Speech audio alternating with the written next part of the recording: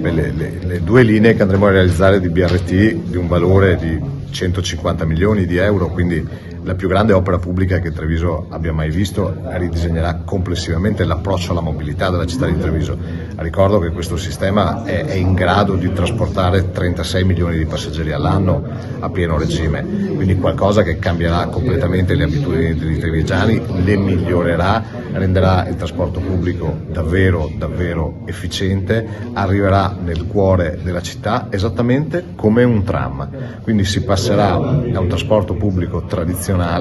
a un trasporto sostanzialmente quasi assimilabile alla rotaia, perché attraverso il 70% di corsie preferenziali avremo la possibilità di trasportare migliaia di cittadini con cadenza di 5 minuti, con un sistema completamente innovativo, con il conto alla rovescia alle fermate, con l'esatta posizione del mezzo alle fermate, con grande efficienza, grande modernità e tutto all'insegna della sostenibilità, con mezzi completamente elettrici, diminuendo il traffico e naturalmente migliorando la qualità della vita e l'ambiente della città di Treviso.